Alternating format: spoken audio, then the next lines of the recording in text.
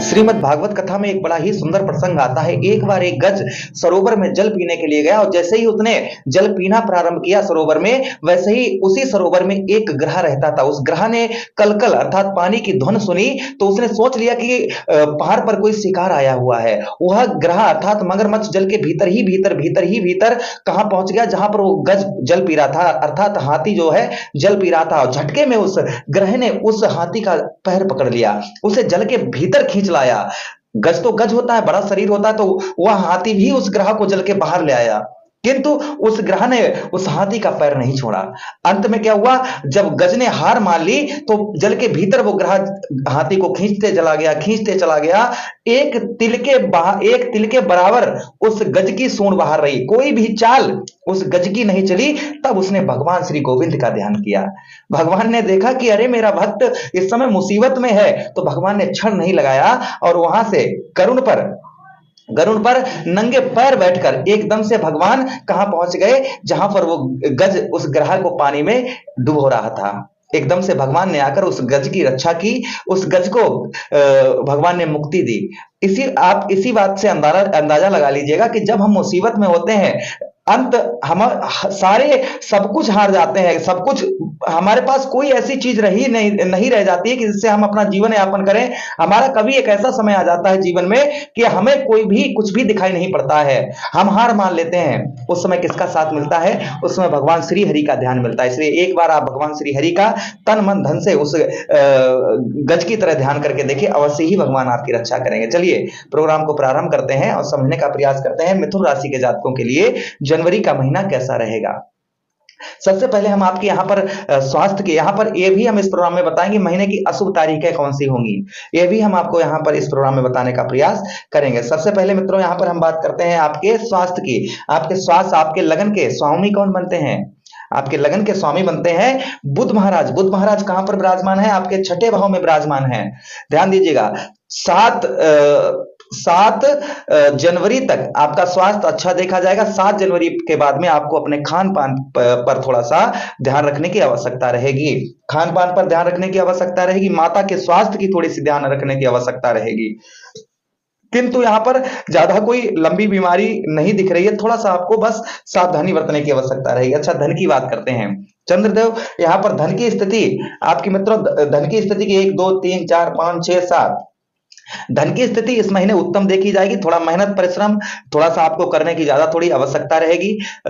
मेहनत से ही आपको धन की प्राप्ति होगी। ध्यान दीजिए, थोड़ा सा मेहनत, कहते हैं कि मेहनत तो हर इंसान करता है। सुबह से जैसे आपको धन प्राप्त इसलिए नहीं हो, काफी लोगों के साथ ऐसा होता है जिनकी दशा खराब चलती होती है, जैसे राहु की, केतु की, या शनि महाराज अशुभ प्रभाव दे रहे हैं, मंगल देव अशुभ प्रभाव दे रहे हैं, तो कहीं ना कहीं सुबह से लेकर शाम तक इंसान मेहनत करता है, शाम को मेहनत भी करता है, धन भी नहीं प्राप्त होता है। तो कहीं ना कहीं ये नहीं देखा जाएगा, धन आपका जो है मेहनत के अनुसार आपको अवश्य ही प्राप्त होता रहेगा। इस महीने धन की स्थिति दिसंबर से उत्तम अच्छी रहेगी। परिवार में आपके हो रहा ग्रह कलेश भी यहाँ पर इस महीने दूर होगा। थोड़ा सा मेहनत क्योंकि मंगल देव की सप्तम दृष्टि आपके इस भाव पर पड़ रही है। देखिए मंगल देव कहां पर विराजमान है आपके, मंगल देव 1 2 3 4 5 6 7 8 अष्टम दृष्टि। और मंगल जब भी चंद्रदेव की राशि में जाते हैं तो नीच के हो जाते हैं, तो यहाँ पर थोड़ा सा मेहनत इस महीने आपको धन से रिलेटेड ज्यादा करवा सकते हैं। अच्छा, उसी के साथ ही साथ हम आपकी बात करेंगे शिक्षा की, लव लाइफ की। तो लव लाइफ के स्वामी आपके कौन बनते हैं, आपके शुक्र अर्थात वीनस। शुक्रदेव कहां पर विराजमान है, आपके छठे भाव में विराजमान है। लव, नौकरी में प्रमोशन, यह सब जो है मित्रों 18 ध्यान दीजिएगा 18 जनवरी तक आपका पढ़ाई में बहुत अच्छा मन लगेगा, पढ़ाई कर भी पाएंगे आप। कोई भी आपके माइंड को भटकाने का प्रयास नहीं करेगा। किंतु जैसे ही यहाँ पर शुक्र जो है आपके कहां पर पहुंचेंगे, आपके सप्तम भाव पर पहुंचेंगे, अर्थात गुरु बृहस्पति की राशि में, धनु राशि में प्रवेश करेंगे, वैसे ही आपका थोड़ा सा लोग आपका माइंड को भटकाने का प्रयास करेंगे।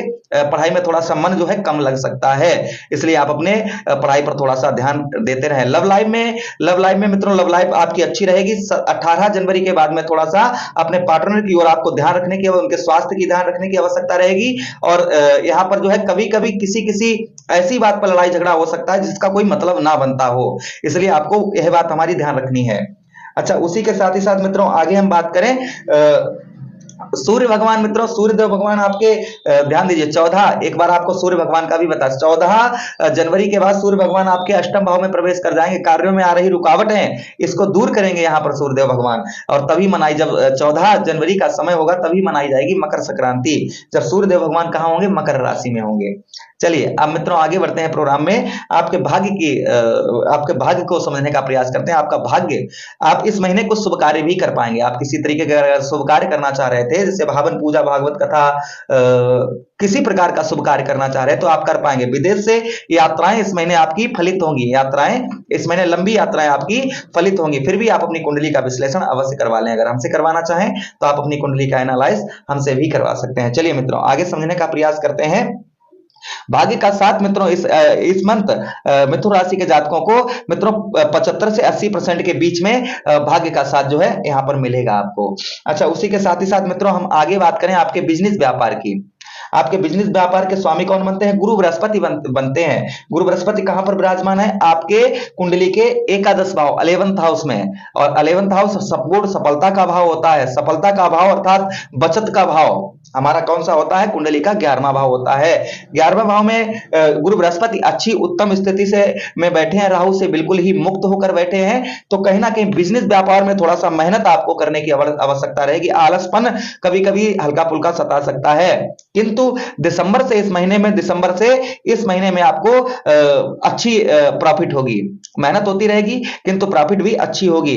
लोग आपके बिजनेस में कम करने का, आपके अड़ोस पड़ोस में कम करने का प्रयास इस महीने करेंगे, यानी कि पीछे खींचने का प्रयास इस महीने करेंगे। किंतु आप चिंता ना करें, गुरु बृहस्पति आपके लाभ स्थान पर बैठे हैं तो जो भी होगा, जो भी आपके खुद का बिजनेस है, आप कुछ भी है तो कहीं ना कहीं लाभ इस महीने आपका उत्तम दिखेगा आपको। तो कुल मिलाकर कहा जाए तो यह महीना आपके लिए बिजनेस व्यापार में आपके अच्छा रहेगा और लाभ भी अच्छा होगा। बस थोड़ा सा जो हमने आपको बताया थोड़ा सा उसका ध्यान रख लेना। अच्छा मित्रों, उसी के साथ ही साथ आगे बढ़ते हैं और समझने का प्रयास करते हैं आपके दाम्पत्य वैवाहिक जीवन की। वैवाहिक जीवन के लॉर्ड कौन बनते हैं, वैवाहिक जीवन के स्वामी बनते हैं आपके मित्रों गुरु बृहस्पति। 11th हाउस में बैठे हैं मंगल देव की राशि में। मंगल देव कहां पर बैठे हैं, गुरु बृहस्पति की राशि में। आपके पत्नी से आप ये नहीं करिएगा कि हाँ हम ज्यादा होशियार हैं, वो ज्यादा होशियार हैं। होशियारी मत दिखाना, मतलब ये मत दिखाना कि हाँ कोई भी चीज में बहसबाजी जो है आपके लिए ठीक नहीं रहेगी। बहसबाजी आपकी बिल्कुल ही किसी प्रकार की ना करें, इस चीज का ध्यान रखें।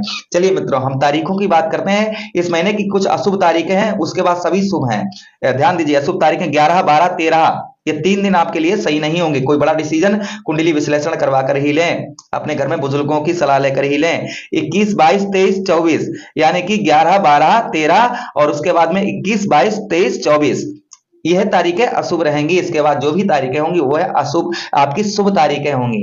तो ध्यान दीजिएगा, इन तारीखों पर अपने घर में बुजुर्गों की सलाह लीजिए, अपने इष्ट की आराधना करिए। कहीं भी बाहर निकलिएगा तो अपने इष्ट की आराधना कर ही बाहर निकलिएगा। उपाय, बुध महाराज का, बुध आपके लग्नेश बनते हैं। बुधवार के दिन आप जो है किन्नर को हरी चूड़ी, हरे वस्त्र दान कर सकते हैं।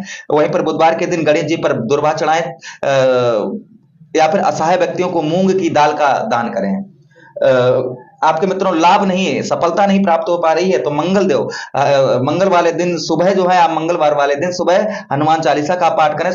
शाम को सुंदरकांड या बालकांड का पाठ करें। भाग्य के लिए शनिदेव महाराज की आराधना करें, छाया दान करें। शनिवार के दिन तेल में अपना चेहरा देखकर किसी असहाय व्यक्ति को दान कर दें। अच्छा, उसी के साथ ही साथ मित्रों आगे हम बात करें आपका गुरु बृहस्पति का। आप करेंगे, गुरु बृहस्पति आपके कौन बनते हैं, आपके सप्तमेश बनते हैं और यही आपके मित्रों बिजनेस व्यापार के स्वामी बनते हैं। गुरुवार के दिन छोटी छोटी कन्याओं को आप जो है पीली चीज या पीले वस्त्र दान करें। विष्णु सहस्त्र नाम का पाठ करें, केले के जल पर हल्दी डालकर जल चढ़ाते रहे और श्रद्धा से करें। कहते हैं कि भावना में भाव नहीं तो भावना बेकार है, और भावना में भाव है तो भव से बेड़ा पार है। मुझे आदेश दीजिए, आपका पूरा